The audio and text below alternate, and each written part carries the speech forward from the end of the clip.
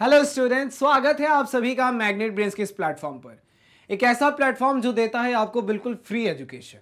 बात करें हम किंडरगार्टन की या फिर हो क्लास 12th, यहां पर आपको सारे क्लासेस के वीडियो लेक्चर्स दिए जाते हैं बिल्कुल ही फ्री में, और वो भी पूरे क्वालिटी कंटेंट के साथ। मैं शुभम श्रीवास्तव स्वागत करता हूं आप सभी का class 12th biology NCERT exemplar की सीरीज में, जहां आज हम आ पहुंचे हैं अपने चैप्टर नंबर 14 इकोसिस्टम पे। चैप्टर नंबर 14 इकोसिस्टम से आज हम डिस्कस करने वाले हैं शॉर्ट आंसर टाइप क्वेश्चंस। इस चैप्टर के माइंड मैप को आपने देखा, इस चैप्टर से मल्टीपल चॉइस क्वेश्चंस को देखा, इसी चैप्टर से हमने डिस्कस किया था very short answer type questions, और आज हम डिस्कस करने वाले हैं short answer type questions. Short answer type questions में कौन कौन से बेहतरीन सवाल पूछे जा सकते हैं, इसके ऊपर हमारा डिस्कशन होगा। शॉर्ट आंसर टाइप क्वेश्चंस में कौन कौन से सवाल पूछे गए हैं एग्जाम्पलर में, इस सबको आज हम देखेंगे, सॉल्व करने वाले हैं। हम देखेंगे कि क्या हमारा वर्ड लिमिट होना चाहिए, किस तरीके से हम आंसर लिखें कि हमें मार्क्स पूरे पूरे मिले। तो बिना वक्त गवाए देखते हैं कि कौन कौन से सवाल पूछे गए हैं हमसे हमारे इस एग्जाम्पलर में, राइट। तो पहला सवाल हमारे सामने आ चुका है, पहला सवाल हमारे सामने आ चुका, और क्या कहता है ये पहला सवाल, एक नजर डालेंगे। सवाल कह रहा है कि organisms at a higher trophic level have less energy available. Comment कहने का मतलब है कि जो लिविंग ऑर्गेनिज्म है जो हायर ट्रॉपिक लेवल पे हैं, उनके पास एनर्जी जो है वो कम अवेलेबल होती है, कहने का ये मतलब है इसका। तो मतलब हायर ट्रॉपिक लेवल की अगर हम बात करें तो हम शुरू करते हैं अपनी कहानी सबसे पहले प्रोड्यूसर से, ठीक है। इसके बाद हम कंज्यूमर पे जाते हैं, प्राइमरी, सेकेंडरी, टर्शियरी, राइट। इस तरीके से हम आगे बढ़ते हैं, और इसी के साथ हमने 10% लॉ के बारे में भी देखा है।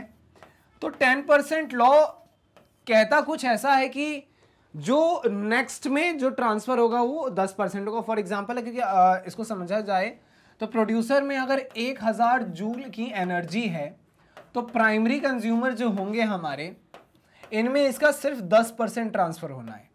कहने का मतलब है कि 10% इसका अगर हम निकालें तो यहां से पहुंचेगा सिर्फ 100 जूल। सेकेंडरी कंज्यूमर की तरफ अगर हम चलें तो यहां पर पहुंचेगा इसका सिर्फ 10%, कहने का मतलब है कि 10 जूल। और अगर टर्शियरी के पास अगर हम चलें, टर्शियरी कंज्यूमर के पास, तो हमारे पास क्या पहुंचेगा इसका 10%, कहने का मतलब है सिर्फ 1 जूल। तो कहने का मतलब है कि ये जो हायर ट्रॉपिक लेवल वाला ये है लिविंग ऑर्गेनिज्म, इसके पास सिर्फ 1 जूल एनर्जी पहुंच रहा है। कहने का मतलब है कि हमेशा 10% एनर्जी जो है वो जो नेक्स्ट में जो फ्लो होना है उसमें 90% एनर्जी जो है वो रह जाती है, और सिर्फ 10% ही वो आगे की ओर बढ़ता है। तो सबसे आगे जाता है तो यहां पे हमें सबसे कम एनर्जी देखने को मिलता है। वही कहना ये चाह रहा है कि वो लिविंग ऑर्गेनिज्म जो बैठे हैं हायर ट्रॉपिक लेवल पे, उनमें हमें लेस एनर्जी, हमें अवेलेबल, उनमें एनर्जी की अवेलेबिलिटी जो है वो सबसे लेस होगी। इसी पे हमें कमेंट करना था, यही चीज हमने यहां पर समझा। काफी ज्यादा आसान है, आपको पहले से भी पता था, हमने माइंड मैप में इसके बारे में डिस्कशन किया है। कहता है कि this can be explained by the 10% law. इसको 10% लॉ से हम एक्सप्लेन कर सकते हैं जो हमने किया है। तो this can be explained by the 10% law, वो लॉ जो बता रहा है कि जब नेक्स्ट टॉपिक लेवल में जब एनर्जी का ट्रांसफर होगा, एनर्जी का जब फ्लो होगा, तो सिर्फ 10% एनर्जी ही उधर फ्लो करने वाला है। 1000 जूल अगर इधर एनर्जी बना था तो इसको सिर्फ 100 जूल एनर्जी मिलने वाला है। कुछ यही कहानी है। which states that the each successive higher tropic level organism transfers 10% of its energy and the rest 90% energy is consumed for various metabolic processes like respiration, thermoregulation, osmoregulation, etc etc etc। तो वही कहने का मतलब है कि ये 10% law वही हमें बता रहा है कि जो भी सक्सेसिव हायर ट्रॉपिक लेवल का ऑर्गेनिज्म होगा, मतलब इसके बाद जो ये आएंगे, इसमें जो है वो सिर्फ 10% एनर्जी ही ट्रांसफर होने वाली है, और बचा हुआ जो 90% एनर्जी है वो ये खुद यूज करेगा। और खुद किस काम के लिए यूज करेगा, तो खुद ये काम करेगा क्योंकि इसको भी अपना भी तो लाइफ साइकिल चलाना है, बहुत सारी चीजें इसे करनी है, जैसे कि अपना न्यूट्रिशन भी करेगा, तो फूड बनाने के लिए भी इसको एनर्जी की जरूरत है। रेस्पिरेशन कर रहा है, उसमें भी इसको एनर्जी की जरूरत है। ये ऑस्मो रेगुलेशन है, थर्मो रेगुलेशन है, यहां तक ये रिप्रोडक्शन वगैरह भी करेगा। तो बाकी सारे जितने भी ये एक्टिविटीज करने वाला है, बायोलॉजिकल एक्टिविटीज, उसमें भाई साहब एनर्जी तो खपत में आएगी, एनर्जी तो इसको लगेगा ही लगेगा। तो वही कहने का मतलब है कि एनर्जी इसको लगने वाला है, तो वही हम कह सकते हैं कि बाकी जो 90% का जो एनर्जी है वो इन सब कामों में ये यूज करने वाला है। कितना आसान क्वेश्चन था, है कि नहीं? तो इसको, इस आसान क्वेश्चन को आप नोट कर लें, इसका आप स्क्रीनशॉट निकाल सकते हो, फिर हम आगे की ओर चलेंगे, डिस्कस करेंगे दूसरे क्वेश्चन को। इस क्वेश्चन में किसी तरीके का डाउट अगर आपको है तो आप कमेंट बॉक्स में बिल्कुल पूछ सकते हैं। फिलहाल आप इसको नोट करें, फिर हम आगे चलते हैं अपने क्वेश्चन नंबर 2 के तरफ, देखते हैं कि हमारा क्वेश्चन नंबर 2 हमसे क्या बोल रहा है। राइट, तो आगे भाई साहब हम अपने क्वेश्चन नंबर 2 के तरफ। क्वेश्चन नंबर 2 हमसे कहता है कि the number of trophic levels in an ecosystem are limited. Comment करना है हमें। एक और स्टेटमेंट है हमारे पास, एक और स्टेटमेंट है, कहता है कि the number of trophic levels in an ecosystem. तो नंबर ऑफ ट्रॉपिक लेवल की अगर हम बात करते हैं किसी भी इकोसिस्टम में तो वो लिमिटेड है। क्यों लिमिटेड है? कि फॉर एग्जांपल अगर यहाँ पे प्लांट्स हैं जिनको हमने प्रोड्यूसर बोला है, इसका सिर्फ 10% एनर्जी इधर फ्लो होगा। इधर से अगर 1000 जूल एनर्जी है तो इसके बाद सीधा यहाँ 100 जूल एनर्जी देखने को मिलेगा, इसका 10%। इसके बाद हमें देखने को मिलेगा इसका सिर्फ 10%, दैट इज 10 जूल। इसके बाद हमें देखने को मिलेगा सिर्फ 1 जूल। अगर इसके बाद भी जाते हैं तो 0.1 जूल। तो कहने का मतलब है कि एक समय ऐसा आएगा जब एनर्जी जो है वो बिल्कुल जीरो हो जाएगा। तो एनर्जी जीरो हो जाएगा तो फिर कोई मतलब नहीं बनता है उसका। तो कहने का मतलब है कि एक लिमिटेड हमारे पास ही ट्रॉपिक लेवल्स हो सकते हैं, ऐसा नहीं कि अनलिमिटेड है। 1000, 2000, 5000 तक हम चले गए और पता चल रहा है उधर किसी तरीके का एनर्जी वहां पर पहुंच ही नहीं पा रहा है, एनर्जी पहुंच ही नहीं सकता है। तो एक समय के बाद एनर्जी जो है उसको जीरो हो जाना है। ठीक है, एनर्जी को जीरो हो जाना है। तो उस केस में हम क्या करते हैं, उस केस के लिए हम कह रहे हैं कि यहां पर है जो ट्रॉपिक लेवल है ना वो लिमिटेड है। क्या कह रहा है एक्सप्लेनेशन में कि after a few trophic levels, कुछ ट्रॉपिक लेवल्स के बाद की बात है कि the energy becomes zero. Energy जो है वो जीरो हो जाएगा कुछ ट्रॉपिक लेवल्स के बाद। अगर हम देखें, हम चेक करें तो हमें पता चलता है कि energy become zero as a energy transfer from one level to another is 10%। क्योंकि सिर्फ दूसरे में एक से दूसरे ट्रॉपिक लेवल में जो एनर्जी जा रहा है वो 10% ही जा रहा है। 10% लॉ में हमने ये चीज देखा है। And thus the tropic level succession stops and therefore the number of tropic level in an ecosystem are limited। तो एक समय जाएगा कि ये जीरो हो जाएगा, वहां पर ये चीज रुक जाएंगी और तभी हमें देखने को मिलता है कि नंबर ऑफ ट्रॉपिक लेवल्स जो हैं वो किसी भी इकोसिस्टम में जो है वो लिमिटेड है। ठीक है, वो किसी भी इकोसिस्टम में जो है वो लिमिटेड है। कितना आसान क्वेश्चन था ये हमारे लिए, काफी आसान क्वेश्चन। इसको भी आप नोट करें, इसको भी आप स्क्रीनशॉट निकालें, फिर हम आगे चलेंगे, डिस्कस करेंगे अपने क्वेश्चन नंबर 3 को कि हमारा क्वेश्चन नंबर 3 हमसे क्या कहता है। फिलहाल अगर इस क्वेश्चन में किसी तरीके का डाउट है तो आप उससे पूछ सकते हैं। राइट, नोट कर लें इस क्वेश्चन को, प्यारा सा क्वेश्चन है हमारा। ठीक है, आगे चलते हैं हम अपने क्वेश्चन नंबर 3 की तरफ, देखते हैं तीसरा सवाल हमसे क्या बोल रहा है। क्वेश्चन नंबर 3 हमारे सामने आ गया। क्या है क्वेश्चन नंबर 3?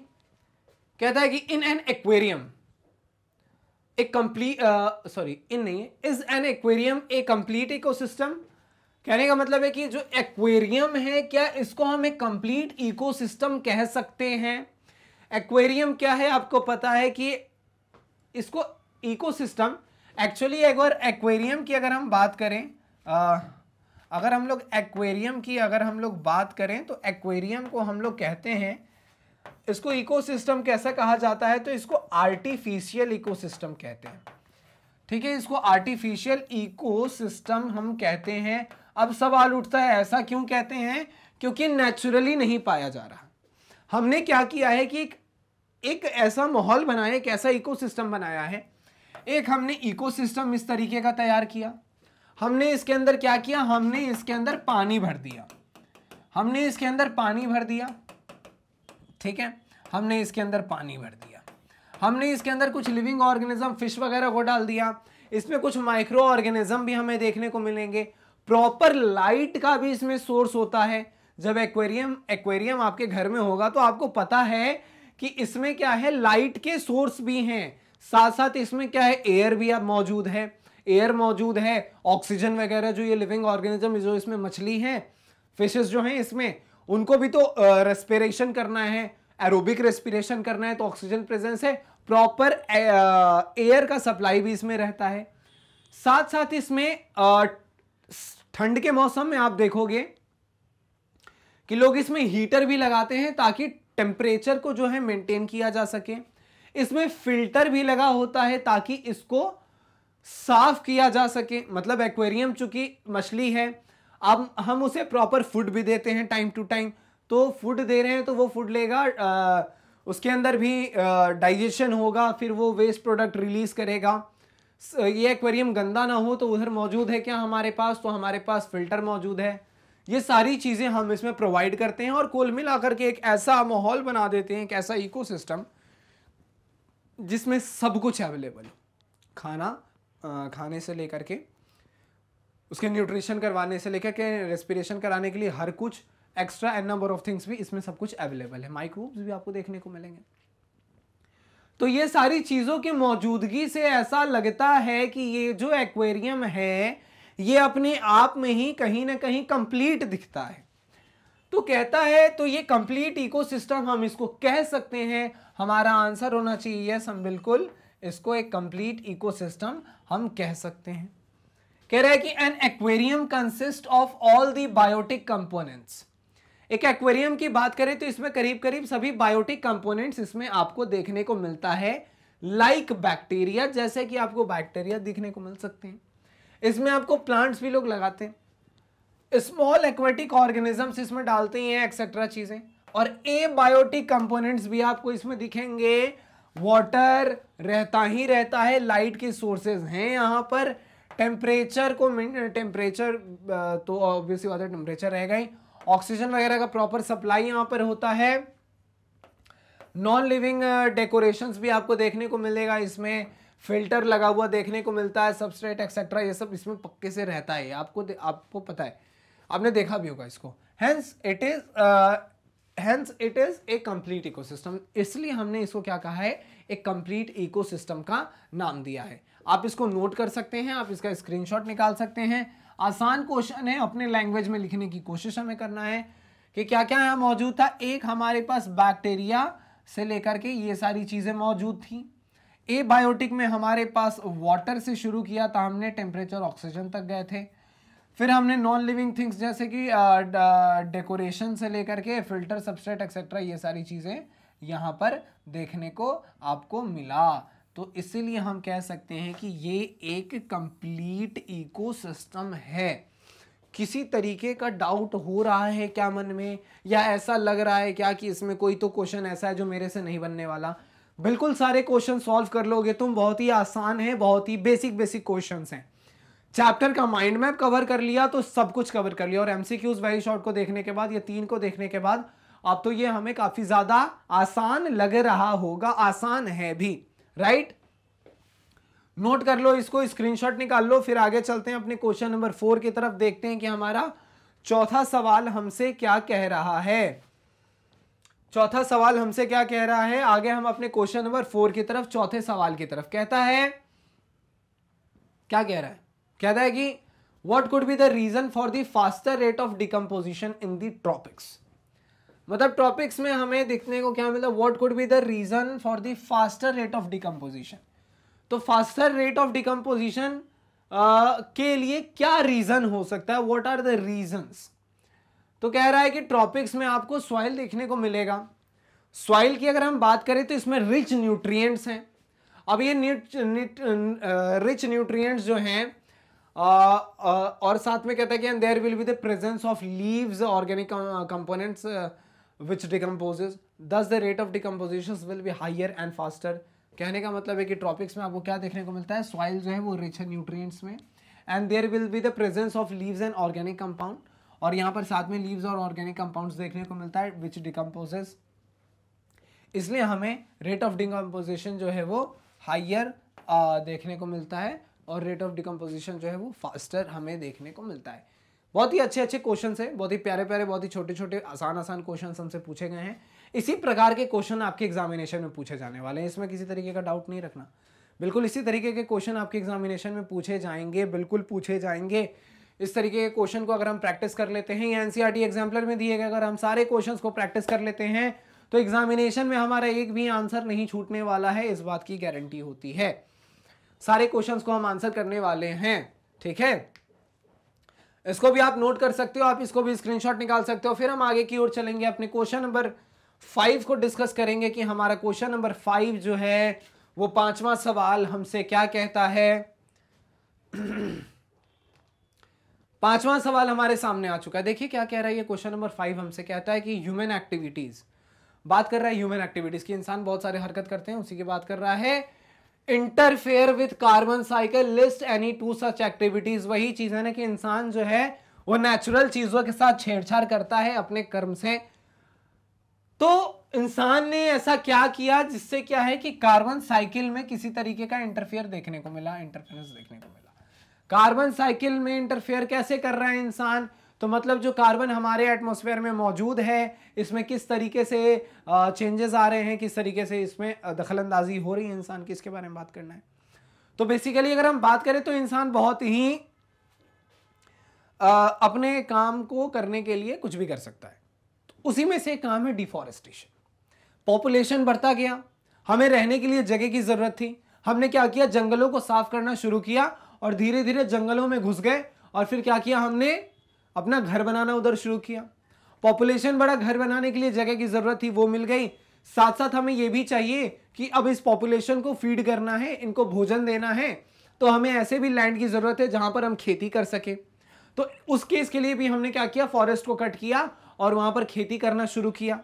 तो कुल मिलाकर के हमने क्या किया है, अपने आप के लिए प्लांट्स बड़े बड़े बने, तो उसके लिए भी हमने डिफॉरेस्टेशन कर दिया। तो डिफॉरेस्टेशन किया है, तो डिफॉरेस्टेशन करने से क्या होता है कि पेड़ जब कट गया तो पेड़ कटने से कार्बन का जो अमाउंट है, जितना कार्बन है ना, कार्बन लेवल हमारे एटमॉस्फेयर में वो बढ़ता चला गया।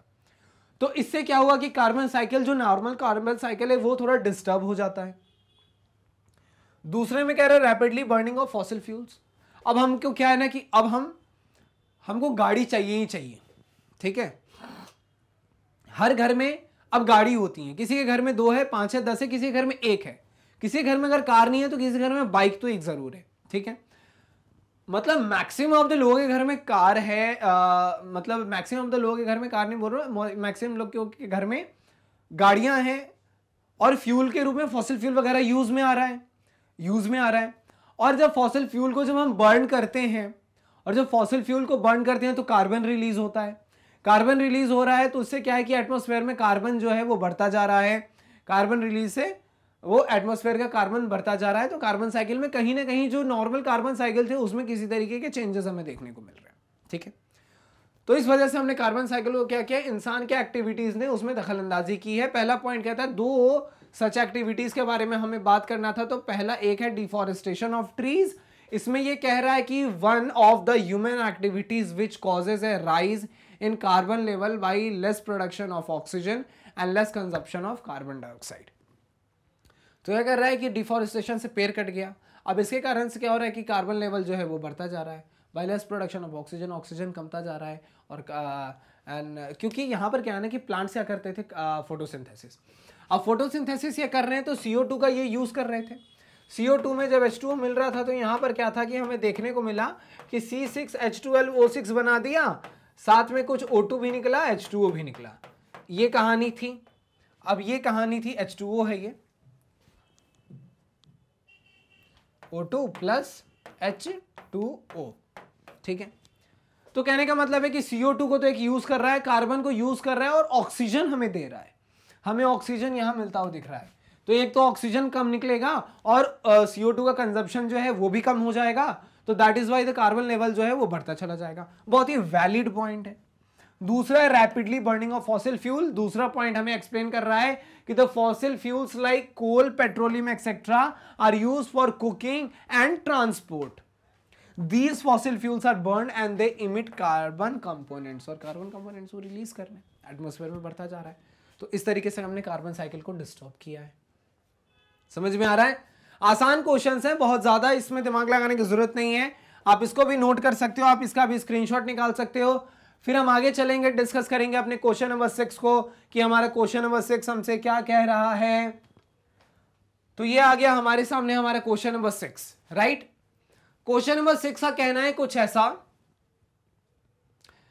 कि कोई डाउट है यहां तक तो आप पूछ सकते हैं। बिल्कुल, क्वेश्चन नंबर 6 हमसे कहता है कि flow of energy through various tropic levels in an ecosystem is unidirectional and non cyclic, explain. Okay okay, समझ रहे हो क्या चीज है? कह रहा है कि जो ट्रॉपिक लेवल में जो एनर्जी का फ्लो है वो यूनिडायरेक्शनल है और नॉन साइक्लिक नहीं है। समझने के लिए हम स्टार्ट करते हैं गेम अपना सन से। सन के बाद हम चलते हैं प्लांट के पास, प्लांट के बाद चलेंगे मतलब इसके बाद हम कुछ ग्रास हॉपर वगैरह को तुम ले लो, इधर से ग्रास हॉपर को हमने ले लिया।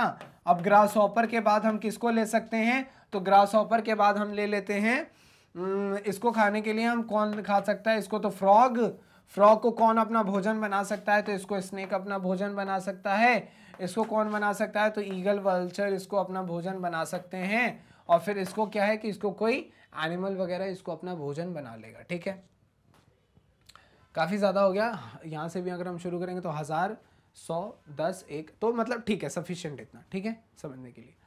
अब क्या है कि फॉर एग्जाम्पल मान लो कि यहाँ पर क्या है, एग्जाम्पल मान लेते हैं हम कि ये जो सन है इधर से क्या है, ऐसा है कि इधर से हम मान लो कि इधर से 10,000 जूल की एनर्जी इधर से भेजी जा रही है।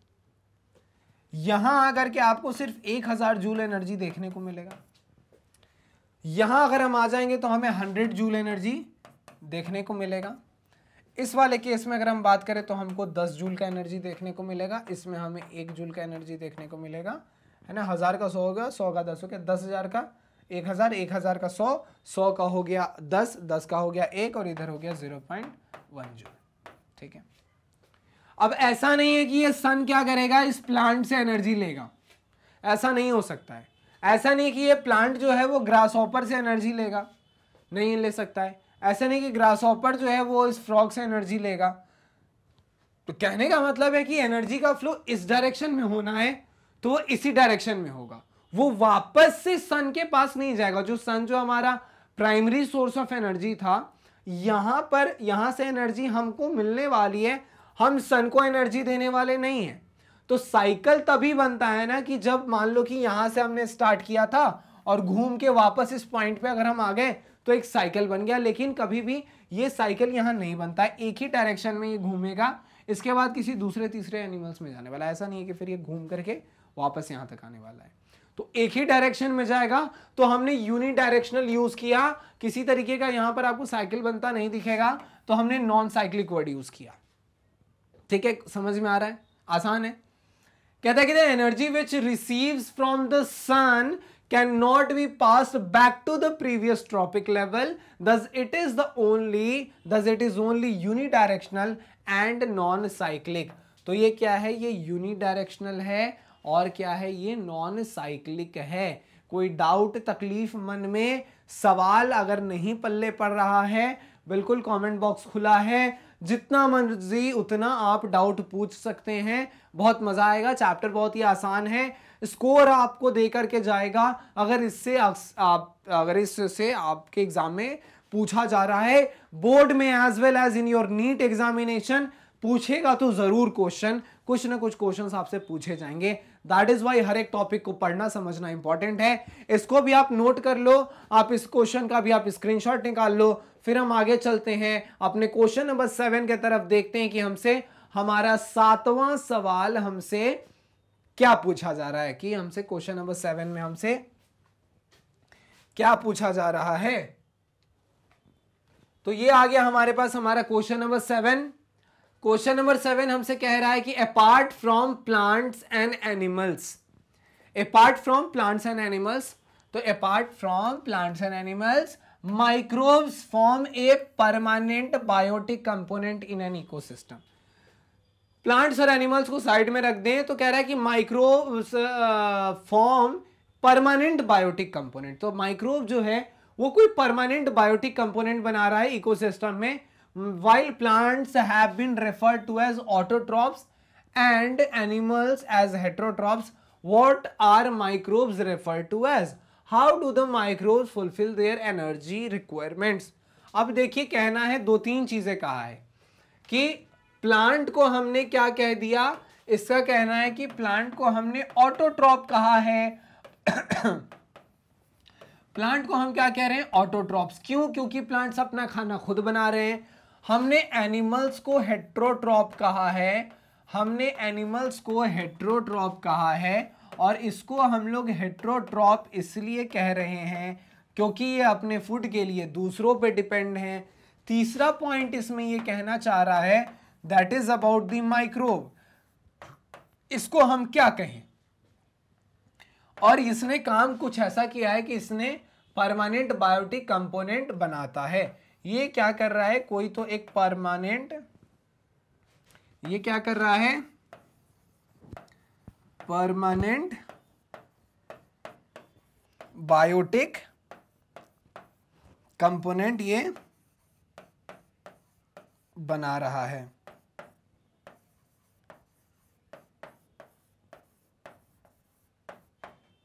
ठीक है, ये परमानेंट बायोटिक कंपोनेंट बना रहा है। इसको हम क्या कह सकते हैं, and how do the microbe fulfil their energy requirement. और साथ साथ इसमें है कि इस माइक्रोब को जो एनर्जी आएगा वो एनर्जी इसको किधर से आने को है, ये एनर्जी इसको किधर से मिलेगा, ये इसमें दो सवाल है। तो micro organism obtain their energy requirement from the organic matter which is obtained by the dead and decaying animals and plants. तो ये इसको कहां से एनर्जी मिलेगा, तो इसको डेड एंड डिकेइंग पार्ट जो है वो प्लांट का, उधर से इसको मिलने वाला है। ठीक है, ठीक है। माइक्रोब्स को हम लोग क्या क्या रेफर करते हैं, तो माइक्रो ऑर्गेनिज्म को हम लोग क्या कह सकते हैं, तो इसको हम लोग डिकम्पोजर्स कहते हैं। ठीक है, माइक्रो ऑर्गेनिज्म को हम लोग क्या कह रहे हैं यहाँ पे, डिकम्पोजर का नाम दे रहे हैं। ठीक है, बहुत ही आसान है, कुछ ज़्यादा मुश्किल नहीं है। आपने इसके बारे में पहले भी जान रखा है, जान रहे हैं, समझ रहे हैं, तो इसको भी आप नोट कर सकते हो, आप इसको भी स्क्रीनशॉट निकाल सकते हो। फिर हम आगे चलते हैं, डिस्कस करते हैं अपने अगले सवाल क्वेश्चन नंबर 8 को, कि उधर हमसे क्या पूछा जा रहा है। Right,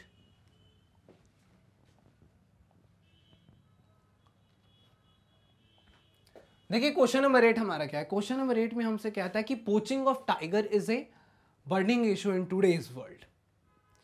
What implications would this activity have in functioning of the ecosystem of which the tigers are an integral part? तो कह रहा है पोचिंग ऑफ द टाइगर जो है वो बहुत ही सीरियस इशू है आज के समय में। What implication would this activity have on the functioning of ecosystem? तो इकोसिस्टम पे किस तरीके से प्रभाव डालेगा, of which tigers are an integral part, जिसका टाइगर जो है बहुत ही इंटीग्रल पार्ट है। अब देखिए टाइगर जो है, अगर हम ट्रॉपिक लेवल्स की डिस्कस करें तो टाइगर जो है वो बहुत सारे एनिमल्स को अपना फूड बनाता है। अगर टाइगर्स कम जाएंगे तो टाइगर जिन लोगों को अपना फूड बना रहा था उनकी संख्या धीरे धीरे बढ़ती चली जाएगी, इम्बैलेंस हो सकता है हमारा ये इकोसिस्टम। कहता है कि पोचिंग ऑफ टाइगर वुड, कह रहा है कि poaching of tiger lead to an imbalance in the natural ecosystem. इस नेचुरल इकोसिस्टम में ये एक इम्बैलेंस बना रहा है। ठीक है, पहले एक काम करो, इसको नोट कर लो, फिर इसके बारे में थोड़ा सा और डिस्कशन करते हैं। राइट, अब ये कहना यही चाह रहा था कि अब आप किसी तरीके से इलीगली किसी जानवर को मार रहे हो, टाइगर को किल कर रहे हो। अब टाइगर को किल कर रहे हो तो ये एक इम्बैलेंस क्रिएट कर देगा हमारे नेचुरल इकोसिस्टम में। इसके कारण से क्या होगा कि नंबर ऑफ टाइगर्स जो है वो घटते चले जाएंगे और अल्टीमेटली इंडेंजर्ड स्पीशीज में आने के बाद फिर वो क्या होगा कि समय के साथ वो एक्सटिंक्ट कर सकता है, वो गायब हो जाएगा धरती से बिल्कुल। तो कह रहा है कि poaching of tiger would led to the imbalance in the natural ecosystem by the extinction of an organism. This would remove the predator species from ecosystem. और ये करेगा, ये रिमूव कर देगा predator species ecosystem से, और साथ साथ क्या होगा, it will lead to increase in the number of tigers natural prey. तो टाइगर के नेचुरल प्रे भी यहाँ पर इंक्रीज होते हुए दिखने वाले हैं। तो ये सारी चीजें मुमकिन हैं। तो क्या है कि ये सारा जो काम है illegally hunting of the tigers, इसको रोकना जरूरी है, इसको रोका जा रहा है। तो वही एक क्वेश्चन था, यही इस क्वेश्चन का छोटा सा आंसर था, शॉर्ट आंसर के लिए। इसको भी आप नोट कर लो, आप इसको भी स्क्रीनशॉट निकाल लो। फिर आगे चलते हैं, देखते हैं, जानते हैं, समझते हैं अपने क्वेश्चन नंबर 9 को। इसमें किसी तरीके का डाउट अगर आपके मन में है बिल्कुल पूछ सकते हैं। राइट, क्वेश्चन नंबर 9 हमारा कह रहा है, क्या कह रहा है कि in relation to energy transfer, अब एनर्जी ट्रांसफर के को ध्यान में रखना है। तो जैसे ही एनर्जी ट्रांसफर टाइप का क्वेश्चन आएगा 10% लॉ को आप अपने दिमाग में बिल्कुल एक्टिव कर लेना। 10% लॉ को जैसे ही एक्टिव करोगे क्लियर हो जाएगा कि जो नेक्स्ट ट्रॉपिक लेवल में जो एनर्जी का फ्लो होना है वो सिर्फ 10% फ्लो होना है, बाकी 90% वो फ्लो नहीं करेगा, वो अपने पास रखेगा जस्ट बिकॉज कि उसको अपनी रेस्पिरेशन, उसका अपना nutrition, osmo regulation and number of thing जो भी है उसको करना है, रिप्रोडक्शन करना है, तो उसमें एनर्जी की खपत होने वाली है तो उसको रखेगा। तो कह रहा है कि in relation to energy transfer in an ecosystem explain the statement, और एक स्टेटमेंट को हमें एक्सप्लेन करना है, और ये स्टेटमेंट है कि 10 kg of deer's meat is equivalent to 1 kg of lion's flesh. तो कह रहा है, इसे कहने का मतलब है कि 10 kg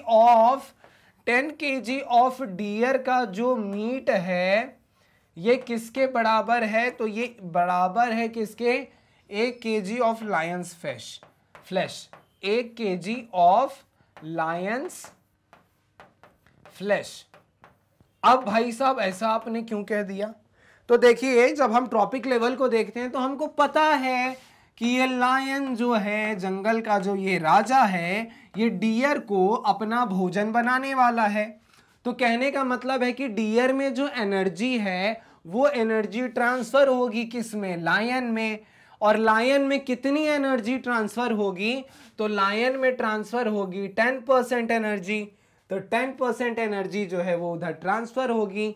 अब 1000 किलो का मीट अगर इसके पास है, 10 kg का मीट इसके पास है, तो इसका 10%, इस 10 kg डियर में जितना आपको मिलने वाला है एनर्जी इस 10 kg के मीट से, तो ये 10% जब इधर ये एनर्जी फ्लो होता है, फॉर एग्जांपल कि 10 kg मीट में हम मान के चलते हैं वो कितना एनर्जी है, तो हम एग्जांपल के लिए मान लेते हैं कि हमें इधर से 100 जूल ऑफ एनर्जी मिलने वाला है, ठीक है, equivalent to 1 kg of 10 kg of meat is equivalent to 1 kg of lion's meat, ठीक है। तो और उधर सिर्फ उधर कितना ट्रांसफर होगा, तो उधर 10% ट्रांसफर होगा, तो उधर आपको सिर्फ 10 जूल एनर्जी आपको मिलने वाली। कह रहा है कि energy transfer in an ecosystem follows the 10% rule which state that 10% of energy is transfer to the next trophic level. So if the lion eats 10 kg of deer's meat, then only 10% energy would be passed to the lion, that is 1 kg of lion's flesh। तो यहाँ पर क्या किया, अगर हम इसके 10% को देखें तो वही हम कह सकते हैं कि इधर क्या है, इसका 1 kg हमको इधर देखने को मिलने वाला है, राइट। इसको भी आप नोट कर सकते हो, आप इसका भी स्क्रीनशॉट निकाल सकते हो। फिर हम आगे चलते हैं अपने अगले सवाल की तरफ, क्वेश्चन नंबर 10 की तरफ देखते हैं, जानते हैं, समझते हैं कि हमारा 10वां क्वेश्चन हमसे क्या कह रहा है, ठीक है। 10वां क्वेश्चन ये रहा हमारे सामने, कह रहा है कि primary productivity varies from ecosystem to ecosystem, explain.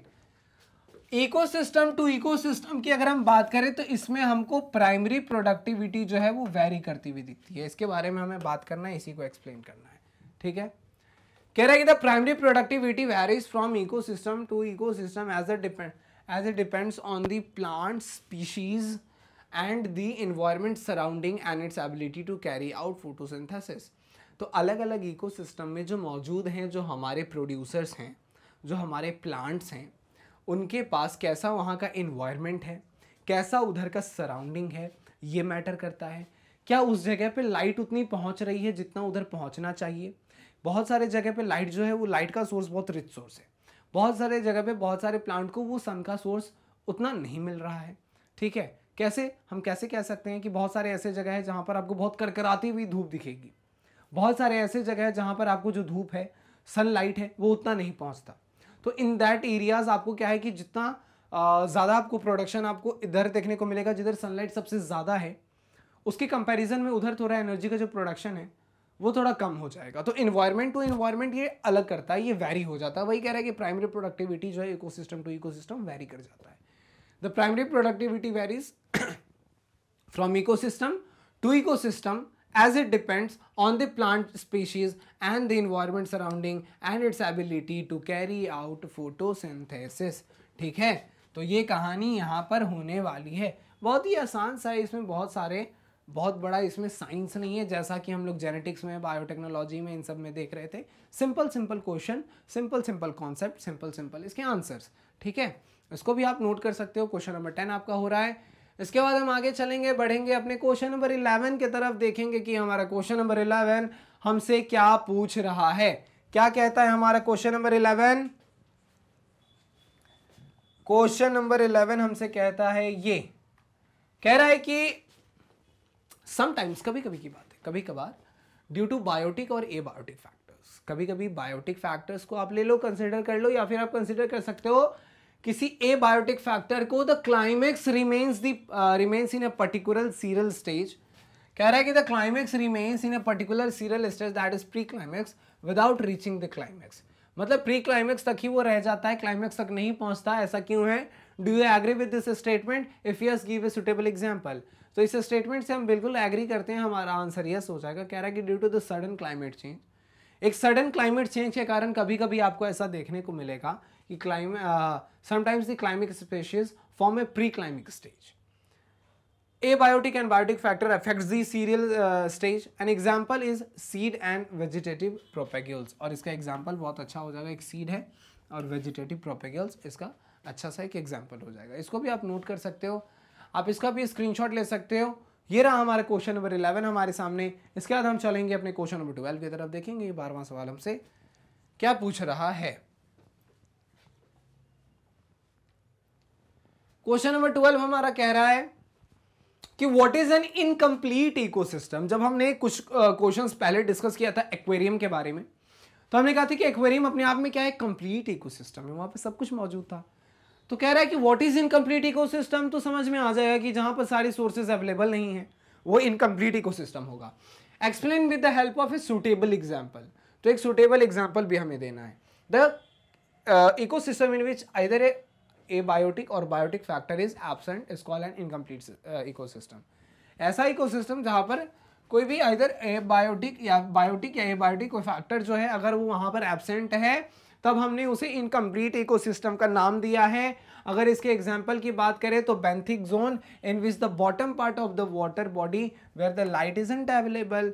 तो बेंथिक जोन जो है हमारा वाटर बॉडी, जैसे समुद्र को ले लो, समुद्र के सबसे निचले अगर हम हिस्से में चलेंगे तो हम कह सकते हैं, क्योंकि समुद्र को अगर हम बनाते हैं या समुद्र का अगर ये टॉप है और ये समुद्र का सबसे निचला हिस्सा है और ये कुछ ये जो डिस्टेंस इतने दूर का है, अगर हमने इसको 500 मीटर का डिस्टेंस माना है, 500 मीटर है ऊपर से लेके नीचे तक, यहाँ तक, तो सनलाइट जब भी आता है तो ये 500 मीटर तक ये पहुंच पाता है, 500 मीटर के नीचे ये नहीं जाता। तो नीचे जो है वो आपको घनघोर अंधेरा देखने को मिलता है, बहुत ज्यादा डार्क, इतना डार्क कि आपको जस्ट सामने का आपको दिखने वाला नहीं है, कुछ भी आपको बिल्कुल सामने कुछ भी दिखने वाला नहीं है।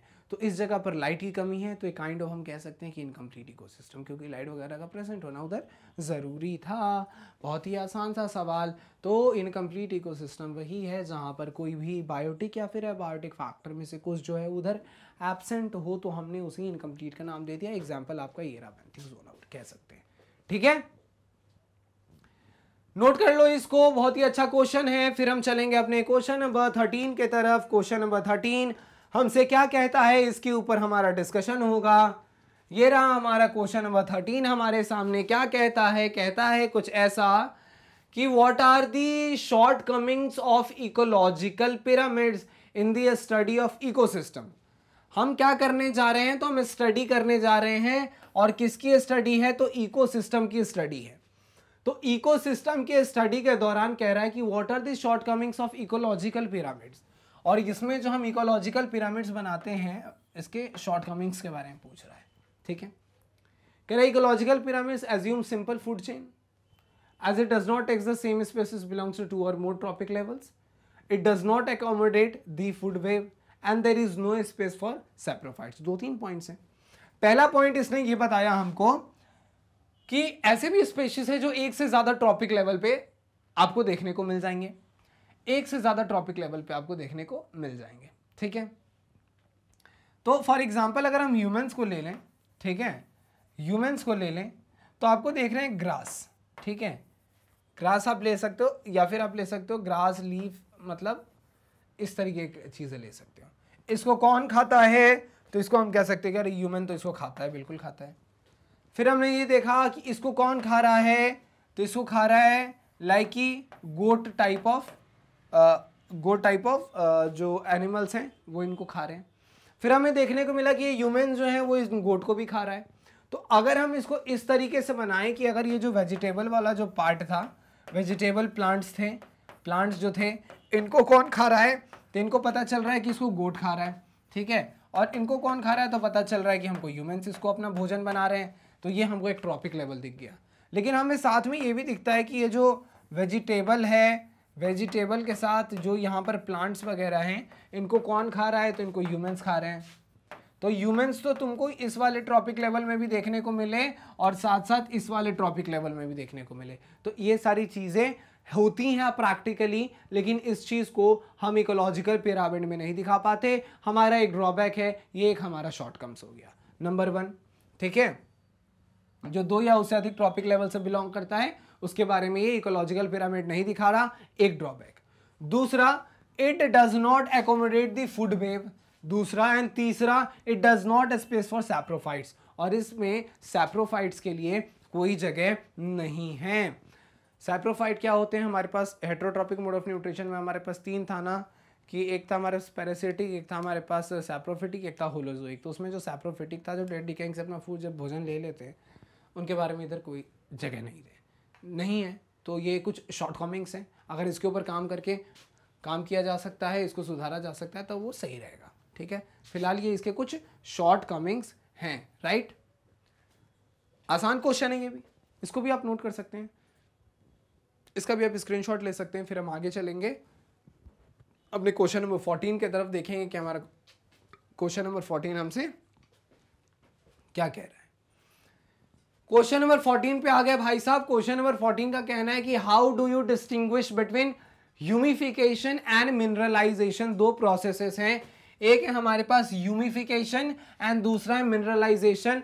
क्लियर है नाम से कि एक ह्यूमिफिकेशन ह्यूमस का बनना, मिनरलाइजेशन मिनरल्स का बनना, ठीक है।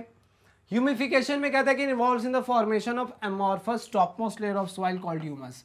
तो सॉइल का सबसे जो टॉपमोस्ट लेयर होता है, अगर हम सॉइल के सबसे टॉपमोस्ट लेयर की बात करें तो इसको हमने ह्यूमस का नाम दिया है।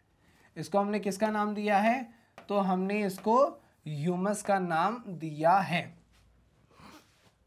ठीक है। और मिनरलाइजेशन क्या है, तो humus degrades to release inorganic nutrients. तो ह्यूमस क्या करता है, ह्यूमस डिग्रेड होता है और डिग्रेड होने के बाद इससे हमको इनऑर्गेनिक न्यूट्रिएंट्स देखने को मिलता है, और इसी इनऑर्गेनिक न्यूट्रिएंट्स मिनरल्स जो हैं, तो इसी को हम लोग मिनरलाइजेशन का नाम देते हैं, राइट। तो ह्यूमस का बनना, टॉपमोस्ट लेयर जो सॉइल का है वो हो जाएगा हमारा ह्यूमिफिकेशन, इसी ह्यूमस को डिग्रेड होना और डिग्रेड होने के बाद कुछ इनऑर्गेनिक न्यूट्रिएंट्स का बनना, मिनरलाइजेशन। कितना आसान है, बहुत आसान है, बहुत ही ज़्यादा आसान है ये चैप्टर हमारा, ठीक है। तो इस तरीके से हमने किया। अपने क्वेश्चन नंबर 14 को सॉल्व नोट कर सकते हो, स्क्रीनशॉट ले सकते हो, अगर किसी तरीके का डाउट है मन में तो उसको भी पूछ सकते हो। फिर हम आगे चलेंगे अपने क्वेश्चन नंबर 15 की तरफ, देखेंगे कि हमारा क्वेश्चन नंबर 15 हमसे क्या बोल रहा है। तो ये क्वेश्चन नंबर 15 बहुत अच्छा डायग्राम दिख गया, वाह क्या बात है। कहता है कि fill in the trophic level 1, 2, 3 and 4 in the boxes provided in the figure. तो कहने का मतलब है कि ये 1 जो है ये क्या है, ये जो प्लांट है इसको हम लोग ट्रॉपिक लेवल में हम इसको क्या कहते हैं, शायद प्रोड्यूसर कहते हैं। ये हमारा पहला कंज्यूमर है, ये हमारा दूसरा है, ये हमारा तीसरा है, प्राइमरी सेकेंडरी टर्शियरी हम इसको यही कहते हैं, है ना। तो क्या कह सकते हैं इसको, हम आगे देखते हैं। तो चूंकि देखो सबसे पहले हमारा क्या था, ये प्लांट था जो हमारा खाना बना रहा है। तो नंबर 1 जो है ये हमारा प्रोड्यूसर है, ठीक है, सन का यूज कर रहा है, सनलाइट का यूज कर रहा है, उससे एनर्जी ले रहा है ये। फिर ये जो फूड इसने बनाया इसको यूज करने वाला जो दूसरा है ये हमारा प्राइमरी कंज्यूमर है। ये कौन है हमारा, तो ये हमारा प्राइमरी कंज्यूमर है भाई साहब। इसके बाद जो हमारा तीसरा है उसने प्राइमरी को खाया तो हमने इसको सेकेंडरी कंज्यूमर का नाम दे दिया, और जिसको सेकेंडरी को जो खा रहा है उसको हमने क्या नाम दे दिया, टर्शियरी कंज्यूमर का नाम दे दिया। बहुत ही आसान सिंपल क्वेश्चन, डायग्राम बेस्ड है, इससे आसान और क्या ही पूछा जा सकता है। क्लास 12th के लिए कितना ये आसान चैप्टर है, राइट। प्रोड्यूसर से शुरू हुई कहानी, primary consumer, secondary consumer, tertiary consumer, ये टॉप मोस्ट कार्निवोर वाला कैटेगरी ये आ जाता है। ठीक है, इसको भी आप नोट कर लो, स्क्रीनशॉट निकाल लो इस डायग्राम का 15 नंबर का, और साथ साथ इसके इस आंसर का भी ले लो, बहुत ही सिंपल है। कोई डाउट अगर मन में है तो बिल्कुल पूछना, हिचकिचाना नहीं है, कमेंट बॉक्स खुला है, पूछेंगे तभी हम सीखेंगे, राइट? जब हम पूछेंगे तभी हम सीखेंगे, तो ये कॉन्सेप्ट दिमाग में रखना बहुत ज़रूरी है। चलते हैं अगले सवाल की तरफ, क्वेश्चन नंबर 16 हमारा। ठीक है, कहता है कि the rate of decomposition of detritus, the rate of decomposition of detritus is affected by the abiotic factors like availability of oxygen. मतलब कि जो डिकम्पोजिशन का रेट है वो अफेक्ट होता है कुछ एबायोटिक फैक्टर से, जैसे कि अवेलेबिलिटी ऑफ ऑक्सीजन, उधर ऑक्सीजन कितना अवेलेबल है, उस सॉइल का पीएच वैल्यू क्या है, एसिडिक है, बेसिक है, न्यूट्रल जैसा है, सबस्ट्रेटम, टेम्परेचर एक्सेट्रा, इसके बारे में हमें डिस्कस करना है। तो बिल्कुल ये सही कह रहा है कि इन सब चीज़ों के मौजूदगी से फर्क पड़ता है, इन सब चीज़ों के मौजूदगी से फर्क पड़ता है। कैसे पड़ता है इसके बारे में बताना है। कह रहा है कि always high temperature and high humidity favour the process of decomposition. कह रहा है कि हमेशा ये होता है कि जो हाई टेम्परेचर है या फिर हाई ह्यूमिडिटी जो है ये फेवर करता है डिकम्पोजिशन के प्रोसेस को। लो पीएच रिड्यूस करता है ग्रोथ ऑफ डिकम्पोजर्स माइक्रोब्स। तो पीएच जब गिर जाता है, मतलब लो पीएच का मतलब है एसिडिक इन्वायरमेंट, तो उस तरीके का इन्वायरमेंट जब बनता है तो डिकम्पोजर्स जो है, माइक्रोब्स जो है, इनका जो ग्रोथ है वो कम हो जाता है। तो पीएच भी यहाँ पर मैटर कर रहा है, टेम्परेचर भी यहाँ पर मैटर कर रहा है, ह्यूमिडिटी भी मैटर कर रहा है। Therefore the process of decomposition slow down, तो इसके कारण प्रोसेस ऑफ डिकम्पोजिशन है वो गिर जाता है। तो decomposition of detritus is due to the activity of microorganism. ठीक है, तो यहाँ पर क्या हुआ कि टेम्परेचर का होना मैटर करता है, ह्यूमिडिटी का भी हाई होना मैटर करता है, पीएच कैसा है ये भी मैटर कर रहा है। तो इन सारे फैक्टर्स का सही होना मैटर करता है, डिकम्पोजिशन के रेट को ये बिल्कुल अफेक्ट करता है। ये भी बहुत ही आसान क्वेश्चन करता है, तो हाँ करता है। कैसे करता है, तो ये रहा हमारा आंसर हमारे सामने। इसको भी आप नोट कर सकते हो, आप इसका भी स्क्रीनशॉट ले सकते हो। फिर हम आगे चलते हैं, आगे डिस्कस करते हैं, राइट?